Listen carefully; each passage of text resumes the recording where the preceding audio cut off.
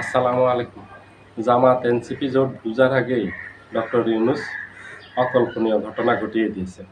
জামাত NCP বুঝতেও পারেনি। জামাত NCP প্রথম থেকে ভাবছে যে ডক্টর ইউনূসের সরকার জামাত, এনসিপির সরকার।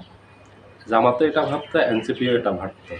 কারণ ডক্টর ইউনূস নিজেই বলতেন যে আমার নিয়োগকর্তা হলো ছাত্ররা।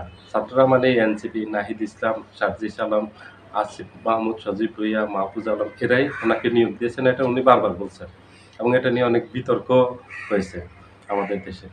বিএনপি তো এটাকে নিয়ে খুব কড়া ভাষায় সমালোচনা করছে ডক্টর ইউনূসের, যে তাহলে আমরা কিছু করি নাই। এটা ওনার নিয়োগকর্তা, বিএনপি তো বিরোধিতা করছে এবং বিএনপি ওনার পদত্যাগও চেয়েছে। গত বছর আপনাদের মনে থাকার কথা, সালাউদ্দিন বলছেন যে উনি পদত্যাগ করুন। পদত্যাগ করলে আমরা নতুন উপদেষ্টা খুঁজে নিব। তখন ডক্টর ইউনূস বলছিলেন যে উনি পদত্যাগ করতে চান। পরে ওনার সাথে সব দল গিয়ে আলোচনায় বসলো। জামাত গেল, সাথে সাথে এনসিপির নাহিদ ইসলাম গেল। গিয়ে পরে এসে বলল যে আমরা ওনাকে বুঝিয়ে বলছি, উনি যাবে না। এই